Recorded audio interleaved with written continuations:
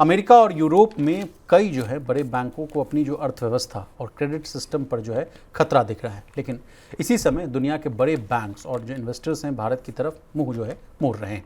उनका मानना है कि भारत की इकॉनमी मजबूत है और यहाँ बैंकों का जो सिस्टम है वो सुरक्षित और भरोसेमंद है, इसलिए आने वाले सालों में यहाँ तेजी से जो है बढ़ने की संभावना है। इसी भरोसे के चलते इस साल भारत के बैंकिंग और फाइनेंस सेक्टर में लगभग 15 अरब डॉलर यानी करीब 1.25 लाख करोड़ रुपए के बड़े इन्वेस्टमेंट हो चुके हैं। इनमें दुबई का Emirates NBD bank RBL bank में करीब 3 अरब डॉलर का जो है निवेश करने की योजना बना रहा है। अबू धाबी की इंटरनेशनल होल्डिंग कंपनी ने एक भारतीय फाइनेंस कंपनी में लगभग प्रवीण सर 1 अरब डॉलर लगाए हैं। और तो और जापान का जो सुमितोमो जो बैंक है वो यस बैंक में 20% हिस्सेदारी खरीदने के लिए 1.6 अरब डॉलर का सौदा कर चुका है।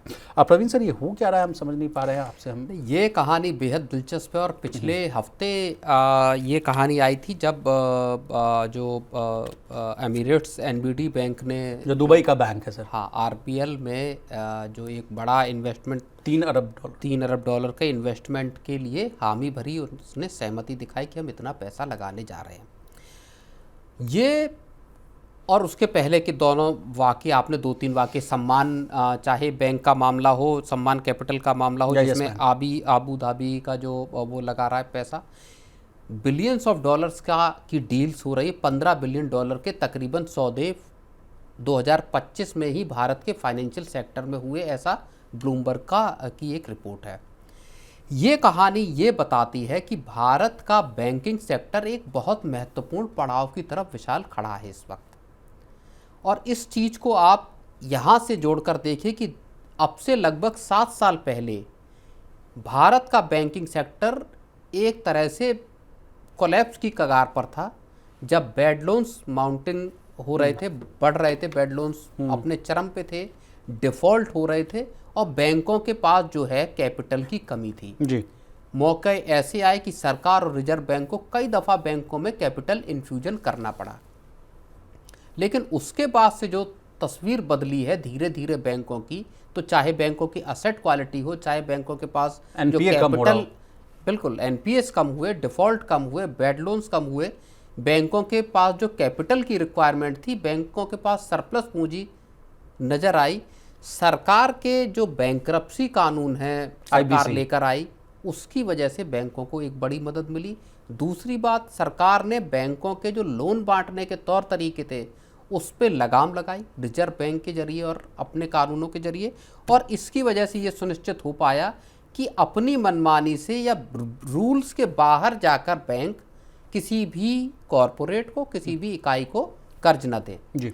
इस सब की बदौलत आज बैंकिंग सेक्टर उस पोजीशन में है जहां दुनिया भर के इन्वेस्टर अब ये देख रहे हैं कि क्या भारत के बैंकिंग सेक्टर अब अगले बूम की तरफ जाने की कगार पर है। लेकिन सर, भारत सरकार भी तो ये कह रही है कि हम यहाँ के जो बैंक्स हैं उनको हम ग्लोबल बनाएंगे। बिल्कुल बिल्कुल, तो ये एक बड़ी बात है। वही बात कह रहा हूँ कि जो सरकार का एक आइडिया है कि भारत होगा क्या सर, मतलब आसान भाषा में हमारे व्यूअर्स को समझाइए। पूरी दुनिया की कैपिटल आपके बैंकों में आएगी। एक तो जो मेजॉरिटी स्टेक लेने की जो एक छूट जो है वो RBI की तरफ से अब बैंकों को दी जा रही कि ठीक है, आप फॉरेन पूंजी को ले सकते हैं। दूसरी बात, अमेरिकन और बाकी जगहों पर जो बैंकिंग सिस्टम है या जो इन्वेस्टमेंट की चीज़ें हैं, वहाँ पे अब एक कोलैप्स लाइक सिचुएशन दिखाई दे रही, चीज़ें उतनी मजबूत नहीं है जी। भारत का बैंकिंग सेक्टर दूसरी तरफ एक बड़ी छलांग लगाने की तैयारी में है, तो उनको यहाँ पे एक मौका दिखाई दे रहा है। और सरकार ये चाहती है कि भारत के बैंक जो है वो ग्लोबल प्लेटफॉर्म पर काम करते हुए नजर आएँ, ग्लोबल बैंक बने, जैसे बैंक ऑफ अमेरिका हो गया या UBS अगर आप स्विट्ज़रलैंड का देखें, पूरी ग्लोबल लेवल पे उनके फंडिंग मुहैया कराते हैं, आपका दूसरे तरह की एक्टिविटीज़ में पार्टिसिपेट करते हैं जी। ये चीज़ें चाहे भारत का SBI हो या दूसरे बैंक हों, उनको करने के लिए सरकार चाहती है कि भारत के कम से कम 2-3 बैंक ग्लोबल लेवल पे काम करें। एक बड़ी चीज़ यहाँ पे ये भी है कि जो आपका सरकार ने पूरे के पूरे जो बैंकिंग सेक्टर है उसकी रिस्ट्रक्चरिंग भी की है। बैंक मर्जर्स वाली कहानी भी, बैंक मर्जर की सरकार अब सोचे ये चाहती है कि देश में सिर्फ 3 बड़े बैंक बने रहें।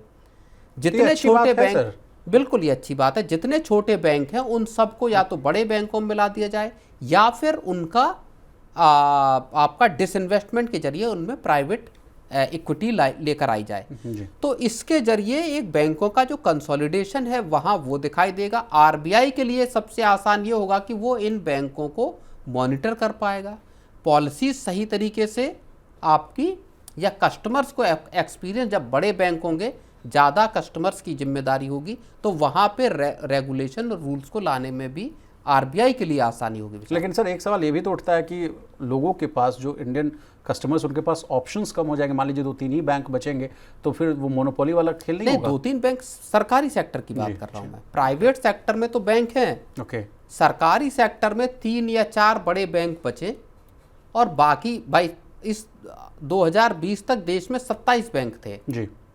फिर सरकार ने उनको कंसोलिडेशन करना शुरू किया, मर्जर शुरू किया, तो अब आके 12 बैंक हैं। अब सरकार का नया प्लान ये है कि 4 बैंकों को, जिसमें बैंक ऑफ इंडिया है, इंडियन ओवरसीज बैंक है, ऐसे 4 बैंकों को मर्ज करके एक बैंक बनाने की बात है। जी। तो इस सबसे बैंकिंग सेक्टर का एक जो पुराना एक जो सरकार का एक प्लान था कि कंसोलिडेशन की प्रोसेस शुरू हो बैंकिंग सेक्टर में, असेट क्वालिटी ठीक बनी रहे, बार बार हर बैंक की ऑडिटिंग, हर बैंक की पे मॉनिटरिंग करना उतना आसान नहीं था। तो ये फिर जो बड़े बैंक होंगे तो ये फिर ग्लोबल लेवल पर आप पे काम करने में भी समर्थ होंगे। लेकिन सर विदेशी बैंकों के सामने एक समस्या ये भी हो सकती है कि जो ऑलरेडी जो भारतीय बाजार में जो मजबूती के साथ खड़े हैं हमारे घरेलू बैंक, उनसे कम्पीट करने में थोड़े उनको चुनौती का सामना करना पड़ सकता है। ये भी तो एक समस्या हो सकती है सर। हाँ, ये एक और चुनौती है। वो चुनौती है आपकी जो प्रॉफिटेबिलिटी वाली बात है कि क्या भारत के मार्केट में या भारतीय बैंकों से जिस रिटर्न की उम्मीद है क्या वो मिलेगा कि नहीं मिलेगा।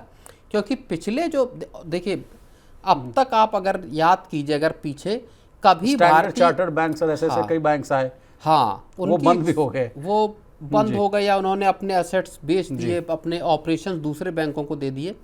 लेकिन मेरा ये कहना है कि पीछे के अगर आप उदाहरण देखेंगे तो भारत के बैंकों में विदेशी इन्वेस्टमेंट के इतने बड़े मामले आए भी नहीं। ये पहला मौका है जब दुनिया भर के जो बैंक्स हैं या जो सॉवरेन फंड हैं इस तरह के, वो भारत के बैंकों में बड़ा स्टेक खरीदना चाहते हैं। 1.25 लाख करोड़। बिल्कुल, तो ये बड़ा पैसा आ रहा है और बैंकिंग सेक्टर की जो स्ट्रेंथ है उसको देखते हुए ये पैसा विशाल आ रहा है। चलिए, और पूरे के पूरे देश के बैंकिंग सेक्टर के लिए कम से कम इससे बड़ी अच्छी खबर कुछ नहीं हो सकती इस वक्त।